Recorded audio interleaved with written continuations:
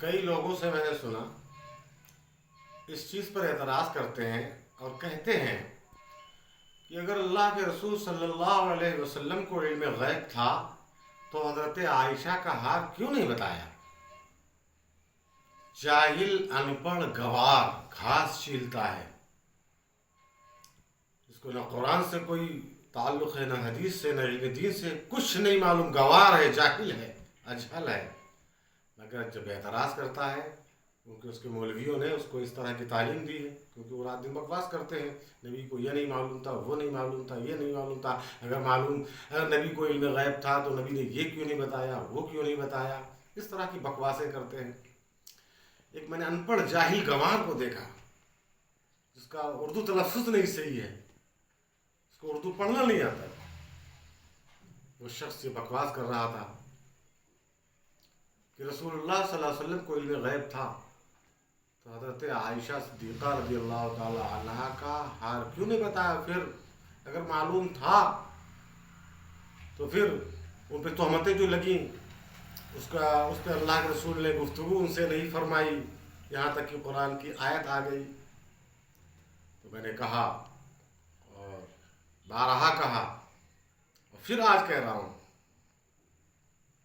کہ تم قرآن اور حدیث کے رموز کو کیا سمجھو اور تمہیں علم غیب کے بارے میں کیا جانو کہ رسول کا علم غیب کیسا تھا، اللہ نے ان کو کیا کیا عطا فرمایا تھا، کیسا علم غیب دیا تھا۔ قرآن کی آیات مبارکہ شاہد ہیں وَعَلَّمَكَ مَا لَمْ تَكُنْ تَعْلَمْ وَكَانَ فَضْلُ اللَّهِ عَلَيْكَ عَظِيمًا۔ اے رسول، ہم نے وہ سب آپ کو سکھا دیا، سب بتا دیا جو آپ نہیں جانتے تھے۔ وَكَانَ فَضْلُ اللَّهِ عَلَيْكَ عَظِيمًا، اور اللہ نے آپ پر بے پناہ فضل فرمایا۔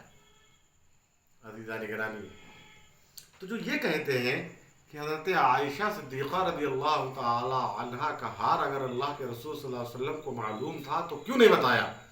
تو وہ کان کھول کے سنیں، میرے آقا جان رہے تھے، ان کو معلوم تھا عائشہ کا ہار کہاں ہے، مگر بتایا کیوں نہیں؟ پھر وہ اس لیے نہیں بتایا کیونکہ میرے آقا صلی اللہ علیہ وسلم دیکھ رہے تھے کہ امت کے سامنے دشواریاں آئیں گی، پریشانیاں آئیں گی، ایک دور وہ ہوگا کہ آدمی کیونکہ سفر میں تھے اور نماز کا وقت ہو رہا تھا اور وہاں پر پانی قریب میں کہیں پانی تھا ہی نہیں کہ وضو کر کے صحابہ کرام نماز پڑھتے۔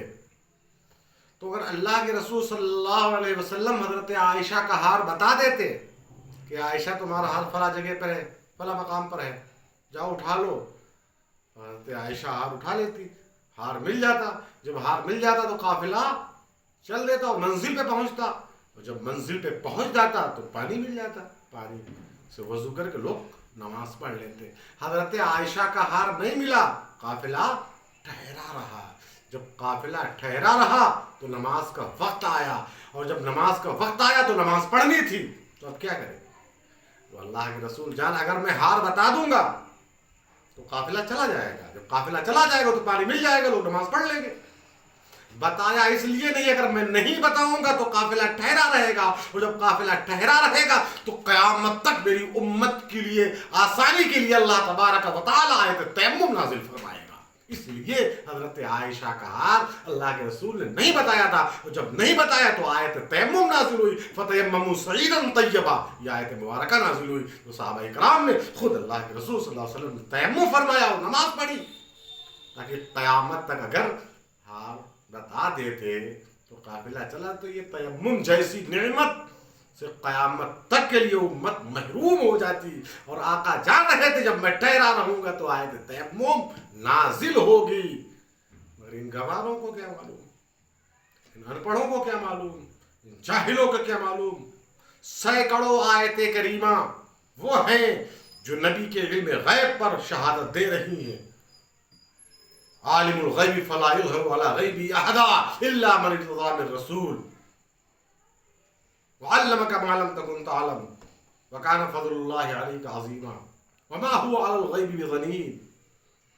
میری بات سن لیں، بہت سی یہ لوگ فریب کرتے ہیں، فریب دیتے ہیں، بہت سی آیتیں قرآنیہ وہ ہیں جو نبی کے علم غیب کا انکار بھی کرتی ہیں، اور بہت سی آیتیں وہ ہیں جو نبی کے علم غیب کو ثابت کرتی ہے۔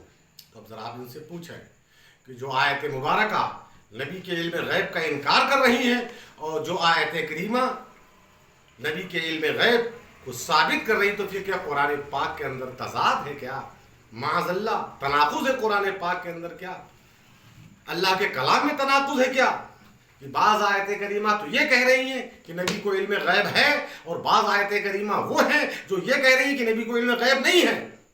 ان گواروں کو کیا معلوم، ان پڑھ جاہلوں کو کیا معلوم؟ اور ہم اہل سنت والجماعت کا متفقہ طور پر یہ عقیدہ اور ایمان ہے کہ نبی کا جو علم ہے، علم غیب ہے، وہ عطائی ہے، وہ ذاتی نہیں ہے۔ اللہ کا علم ذاتی ہے، قدیم ہے، غیر محدود ہے۔ نبی کا علم عطائی ہے، محدود ہے۔ تو جو آیت کریمہ نبی کے علم غیب کو انکار کر رہی ہیں، تو وہ علم ذاتی کا انکار ہے وہاں پر، اور جو آیت مبارکہ سے علم غیب ثابت ہو رہا ہے وہ نبی کا عطائی علم ہے۔ مسئلہ کلیئر ہو گیا۔ وہ بھی آیت صحیح ہے، یہ بھی آیت صحیح ہے۔ جن آیات میں علم غیب کا انکار کیا گیا ہے وہاں علم ذاتی کا انکار کیا گیا ہے، اور جہاں اس بات ہے وہاں علم عطائی ہے۔ سے کہا کرتے نا، تو اللہ کے رسول صلی اللہ علیہ وسلم نے حضرت عائشہ کا اس لیے نہیں بتایا۔ بتاتے ہیں، کہتے ہیں کہ اللہ کے رسول صلی اللہ علیہ وسلم کو علم غیب تھا تو جنگ یمامہ کے موقع پر اتنے قرہ، اتنے حفاظ کو کیوں شہید کروا دیا؟ ان کو نہیں معلوم ہے وہ کیوں میرے آقا جان رہے تھے ان کی شہادت جو ہے وہ قضائے مبرم ہے، مگر وہ قضائے مبرم کو کیا سمجھے؟ قضائے مبرم اسے کہا جاتا ہے جسے ٹالا نہیں جا سکتا، لہذا ان کی قسمت میں شہادت مقرر ہو چکی تھی، نبی جان رہے تھے کہ ان کی قسمت میں شہادت لکھ چکی ہے، لہذا ان کو شہید ہونا ہے۔ قضائے مبرم وہ ہے جسے ٹالا نہیں جاتا۔ اللہ رسول اور اللہ نے لکھ دیا تھا، تو اللہ رسول کے درمیان میں یہ جھگڑا کرانا چاہتے ہیں۔ نبی کو یہ نہیں معلوم تھا، نبی کو وہ نہیں معلوم تھا۔ ایک موقع پر اللہ کے رسول صلی اللہ علیہ وسلم اپنے حجرے میں تھے، اپنے کمرے میں تھے، یہ بھی کہتے ہیں وہ۔ ایک صحابی رسول دروازے پر پہنچے اور کہتے ہیں، دستک دیتے ہیں، میرے آقا پوچھتے من انت، آپ کون ہیں؟ تو وہ صحابی رسول جواب میں کہتے ہیں انا یا رسول اللہ۔ پھر میرے آقا صلی اللہ تعالی علیہ وسلم فرماتے ہیں من انت۔ تو معترض ان کو تو کمی نظر آتی ہے کہ رسول کو معلوم نہیں تھا، اگر معلوم ہوتا تو فوراً کہہ دیتے فلاں آؤ، فلاں فلاں، مگر یہ کیوں پوچھ رہے ہیں؟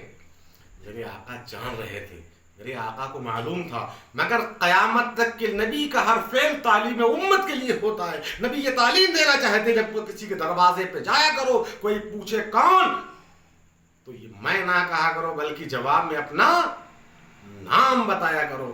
نبی کا ہر فعل تعلیم امت کے لیے ہوتا ہے، تعلیم امت کی بنیاد پر اللہ کے رسول صلی اللہ علیہ وسلم نے بتایا، ورنہ میرے آقا جان رہے تھے کون ہے۔ ارے وہ پیغمبر جو عرش پر بیٹھ، زمین پر بیٹھ کر عرش بری کی خبر دے، وہ پیغمبر جو یہ فرمائے اے میرے صحابہ تمہارے رکوع اور خضوع مجھ سے کوئی پوشیدہ نہیں۔ رکوع تو ظاہری چیز ہے، جھکنے کو رکوع کہتے ہیں، مگر خشوع ایک اندرونی کیفیت کا نام ہے۔ وہ پیغمبر اعظم صلی اللہ علیہ وسلم فرماتے ہیں میرے صحابہ میں تمہارے رکوع کو بھی دیکھتا ہوں، تمہارے خضوع کو بھی دیکھتا ہوں، میں تمہاری ظاہری حالت کو بھی دیکھتا ہوں اور تمہاری باطنی حالت کو بھی دیکھتا ہوں، میں ظاہر کو بھی دیکھتا ہوں، میں باطن کو بھی دیکھتا ہوں، میں دنیا کو ایسے دیکھتا ہوں، دنیا میرے سامنے ایسے ہے جیسے ہاتھ کی ہتھیلی ہے۔ پیغمبر پوری دنیا کا مشاہدہ اس طریقے سے فرماتے ہیں، اور ہم اہل سنت والجماعت یہ جذبات میں نہیں کہتے ہیں بلکہ آیت قرآنیہ موجود ہے، حدیث مبارکہ موجود ہے، اور کوئی غیب کیا تم سے نہاں ہو بلا جب نہ خدا ہی چھپا تم پہ کرو وما علینا الا